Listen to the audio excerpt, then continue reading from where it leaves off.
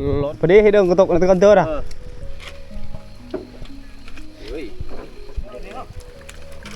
với lại mà gãy thế gì họ trai này với lại bật trai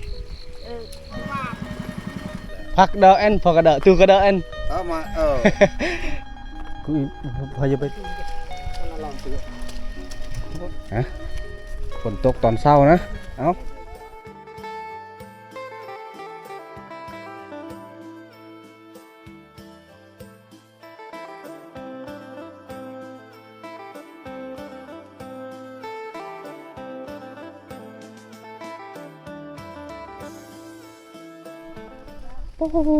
ยามตอนเช้าทุกคนเลยตอนนี้กำลังย่างตามทางนี่แหละอันนี้ข้าเจ้าออกให้ออกหนาได้ดิช่วงนี้เป็นช่วงฤดูดำนาอย่างพากันถือขันห่มแบบนี้แหละฝนตกตอนเช้านะอากาศครึมๆยามตอนเช้าทุกคนเลยเอาสบายดีทุกคนและก็สบายดีพ่อแม่พี่น้องทุกคนเด้อที่กำลังติดตามและรับชมวิดีโอบอกเควันป่าทุกคนเลยวิดีโอนี้บอกเคจะได้มีการเดินทางไปเที่ยว หมู่บ้านชนบทแห่งหนึ่งนะในช่วงฤดูฝนช่วงนี้ฝนกำลังตกเลยตอนเช้านี่ไม่ได้ถือขันโทเป็นยังนะนี่ต้องได้ถือกระตุกเพราะว่าหอดหวยตัวนั้นละบางทีมีน้ำลายเขาจะลอยน้ำเลยนะตอนนี้นะกำลังย่างตามทางแบบนี้ละตอนนี้ก็น่าจะแม่น6 โมงแม่นดอก ตอนนี้ก็น่าจะแม่น6 โมงเลย6 โมงปลายๆนี่แหละ6 โมงเช้านะข้าเจ้าเมื่อกี้น่าจะออกให้ออกหน้าทุกคนช่วงนี้เป็นช่วงฤดูฝนตกฝนลงสาวให้สาวหน้าข้าเจ้ากับพากันออกให้ออกหน้าแต่เสาตอนนี้ว่าแค่กำลังย่างไปแหละรถไถข้าเจ้าไถหน้าเรามาจอดปะไว้ทางนี้ก็น่าจะดำหน้าแล้วฝนกำลังตกอยู่ตอนนี้กำลังแข่งพ่นไปเที่ยวย่างเอาทุกคนเลยน่าจะ6 โมงปลายๆแล้วตอนนี้ต้องได้ปลดเกิบได้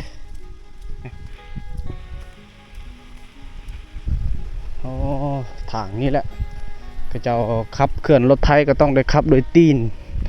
ล้อเล็กนะตีนเล็กล้อเล็กนั่นแหละถ้าว่าขับแบบล้อยางโอ้ยบ่รอดเลยไปบ่ได้หอดมอเตอร์ไซค์ก็จะ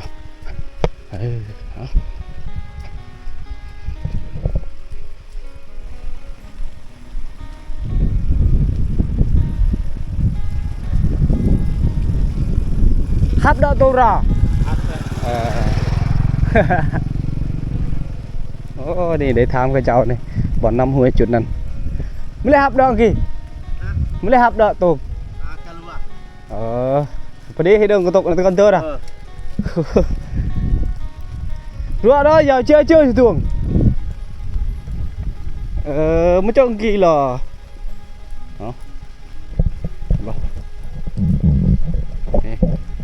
đây tham lương năm và xin lòi năm mà lại và đi đã thử có tục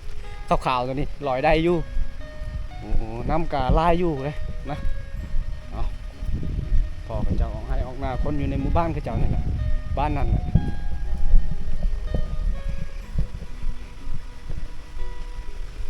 ฝนกำลังตกอยู่ตอนนี้ช่วงฤดูฝนทุกคนนี่แหละการไปมานะย่างกับพลาดไปพลาดมาอยู่น่าจะฮอตห้วยตัวนี้แล้วเละเลยมาเลยโอ้เขาเจ้าว่าเหือต้องได้ข้ามเหือได้อุ้ยแต่รู้เลยอ่ะ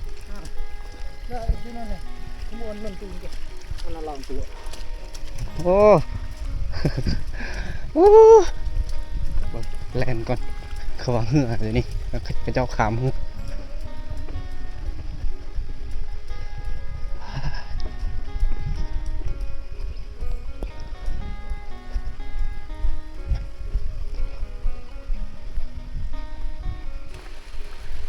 โอ้ลองตัวนะ หอดห้วยตัวดีแล้วนี่แหละที่ยากที่สุดการไปมาทุกคนเลยบ้าตัวนี้เขาจะออกให้ออกนาได้นี่นะเฮ้ย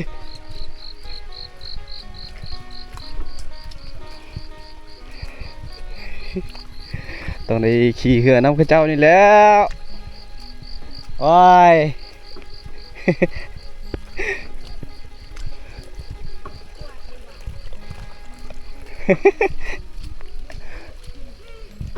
ơi chết lùi đâu này thì thế đó cái này tôi vẫn lùi đâu lùi nó bớt sầm này đã mà ngày mắt này lùi mà ngày đỡ tôm mà ngày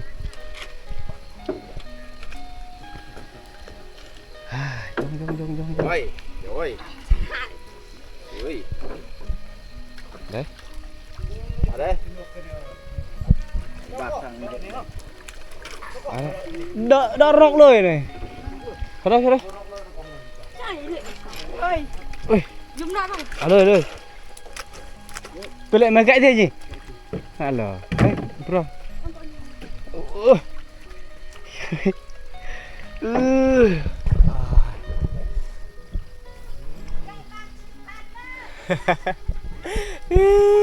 cướp cướp lùi đỡ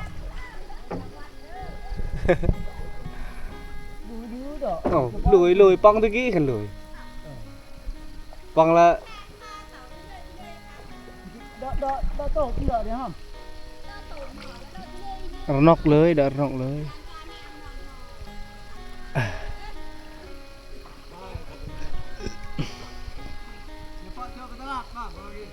nào to lò lại bị lòi rồi bỏ tô vi lên ạ vợ chồng nào lệ buông cú tựa ta lạn nó bàn tôi bàn nào ông plo rồi chi chồng nữa đồng lòng mà tôi hầm đường về bên em mà tôi mình bên nhà này thế bữa nay là đang bỏ tựa ta lạn tới khai vi lên tao bỏ đời buồn tựa này tôi vì tao vợ này vợ phải là chìm tôi phải là áo này nằm ồ quay đây mà phải chạy lệch này qua chơi lệch của chú rồi này ơi hả này ơi rồi phải nó bơ cái rồi nó qua tôi nòng cả giờ chạy đuôi ấy bọn say này với lại bọn say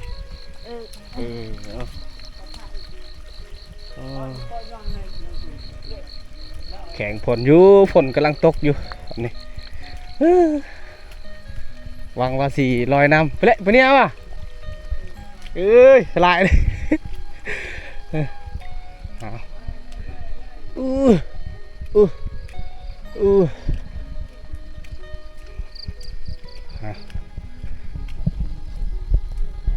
ได้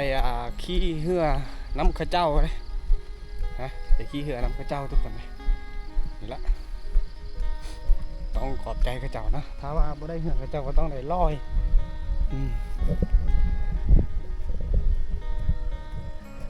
พอจะพรนาจะเมื่อกี้ไหมนี่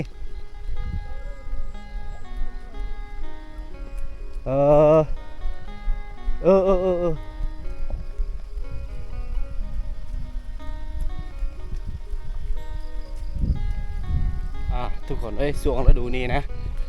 เพื่อที่ขามหมู่บ้านข้าเจ้านี่ก็ต้องได้ขามเหือถ้าว่าบ่ได้ขามเหือก็ต้องได้ลอยเห็นว่าเกี่ยมกระตุกแต่ว่าโชคดีบ่ได้ลอยตอนกลับก็ต้องได้ลอยนะ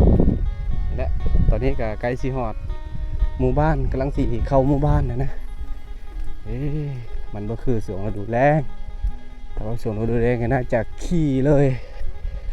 มอเตอร์ไซค์เข้าบ้านเลยทางก็จะสบายแต่ว่าตอนนี้บ่สบายทางมันจะยากอย่างนี้แหละ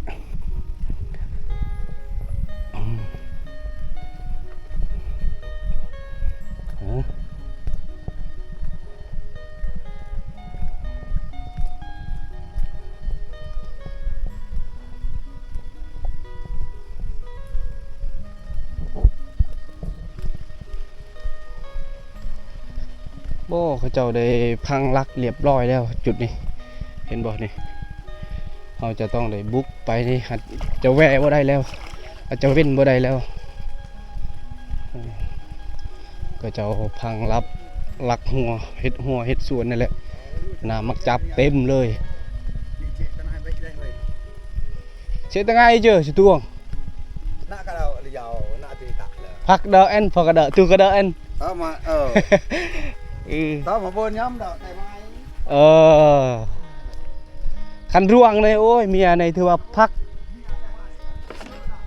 พักยาวเลยคันเป็นเมีย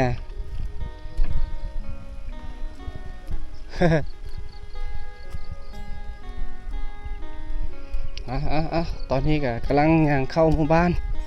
ตอนเช้าตอนนี้โบ้ย่างตอนเช้านี่แหละบอกให้ทุกคนได้เบิ่งนะตอนเช้าก็จะพ่อก็เจ้าไปให้ไปสวนไปให้ไปหน้าอะไรสวงนี้แต่ว่าบอกก็พาเลาะเที่ยวกลับแต่เที่ยวกับสีออกหน้าดำหน้าคือเก่าแหละทุกคนเลยเงียบสงบอยู่บ้านคนน่าจะน่าจะนอนหน้าหมดแล้ว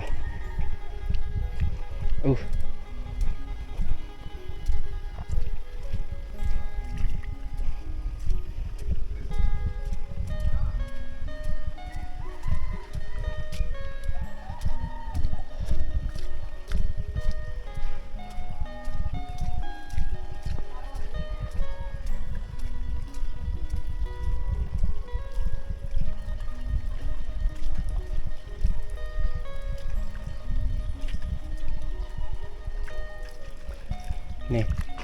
เข้าหมู่บ้านจะได้เห็นคือเจ้าตักหน่อไม้แบบนี้เลยโอ้กำลังนิยมกันเฮ็ดได้หมู่บ้านคือเจ้านี่ทุกคนเลย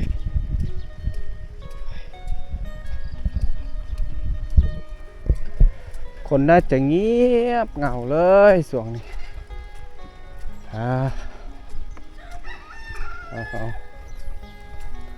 บ่ค่อยจะเห็นคนเลย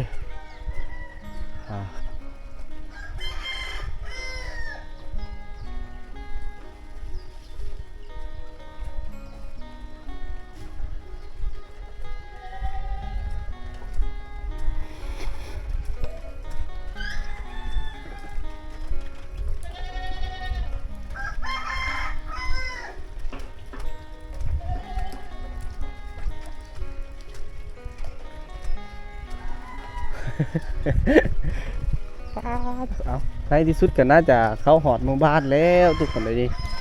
นำเต็มเลยนี่โอ้น่าจะบ่มีคนอยู่เลยอยู่เฮือนนี่น่าจะปิดหานปิดยังแล้วนี่เห็นบ่หมู่บ้านกะนี้เลย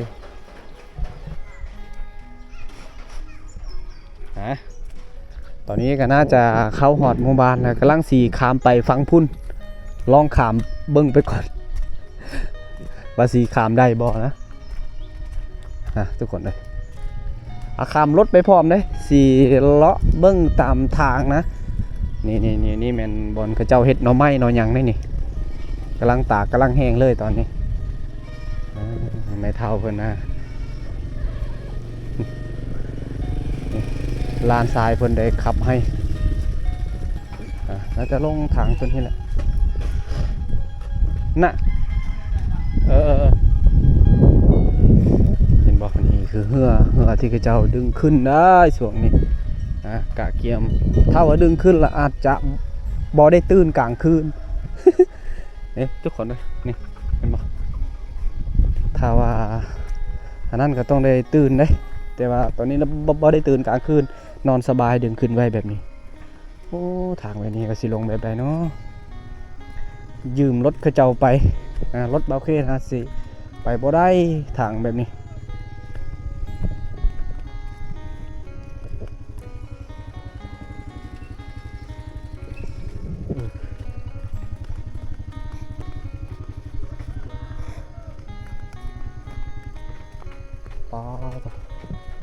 เขาจะข้ามเหือใหญ่ใครแน่นี่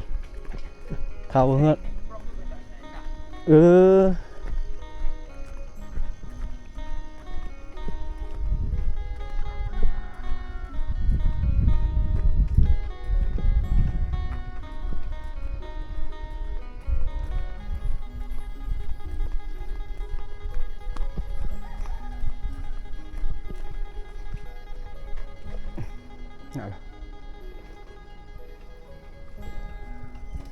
แม่ขับเอาชอเบิ่มเลยเฮ้ยcứ phải cho bay tụi mò kỳ rồi đã có của bài có thơ bọn nó cậy đâyโอ้ขามเหือใหญ่ก็ถือว่ายังใครแน่ทุกคนเลยต้องได้เบิ่งรถก่อนยืมรถอายเพิ่นเมื่อกี้ไปโซ่ก็ยานๆแน่หน่อยนึงนะถ้าบ่ฮอดฮานก็ให้กระเจ้าเข่งๆจังหน่อยสำหรับโซ่นี่ยังไงสีลงได้นำกาลายๆอยู่แต่ว่าก็ยังขามได้อยู่พาทุกคนไปล้อเบิ่งอยู่พุ่นเลยออกจนฮอดหมู่บ้านเขาเจ้าและบางทีก็น่าจะฮอดเมืองเลยฮะเห็นบ่เหือนี่เขาเจ้าจอดไว้บางเหือก็นำขึ้นมันน่าจะแม่น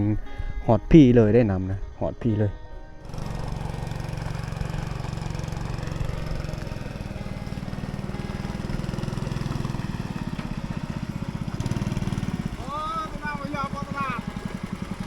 นั่นล่ะ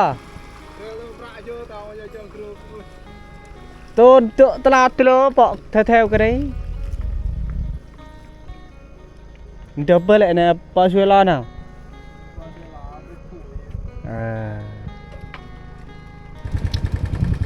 กำลังขับเหือเขาเลยตอนนี้เห็นละจู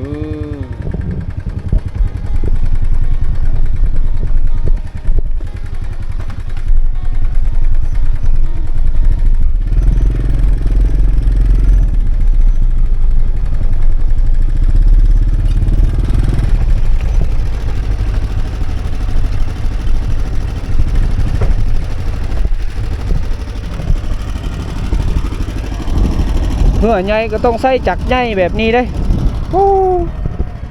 เอาล้างตีนก่อนโอ้ยไปตอนนี้ในที่สุดก็น่าจะขี่เหือแล้วบ่มีหดน้ำเลยได้นี่เขาเจ้าน่าจะลงสระแล้วก็เหือมันสะอาดเหือเขาเจ้าเฮ็ดละเอียดนะโอ้ถ้าว่าเฮ็ดบ่ละเอียดกันนั้นอันนี้นี่มันกระโจกที่กระเจ้าสระน้ำตรงเลยเอากระตุกอีกยังแหละตอนนี้กำลังขามเซ่วันนี้เลยถ้าว่าเหือน้อยก็สีขามบ่ได้ถ้าว่าเฮาสีพายเอาก็น่าจะพายบ่ได้ได้ขามบ่ได้ตัวนี้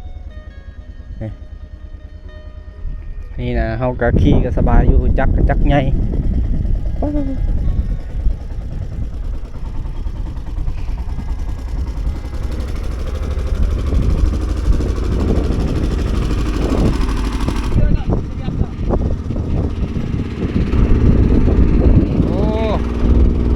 ขามน้ำสำนีต้องได้เร่งขึ้นได้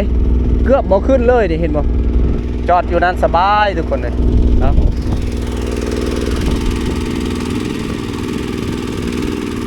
ทางคุณคนมันกำลังตีโต๊ะแต่ว่ายังไข่ในมือนี้มันจะเอื่อนๆหน่อยนึงในสำหรับคนนะหวานซื่นนี่โอ้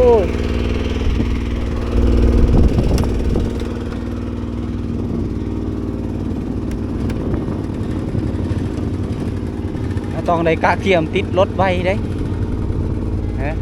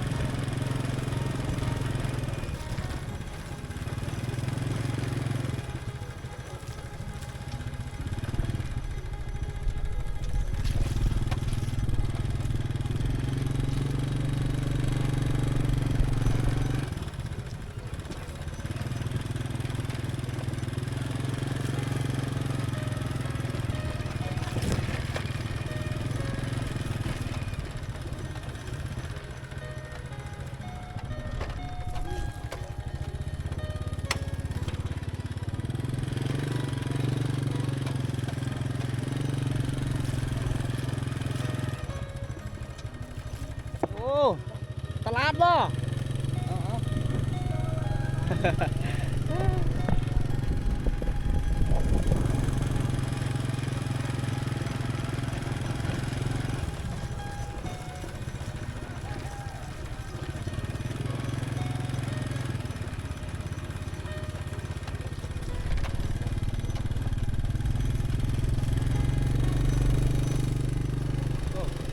ยังนี่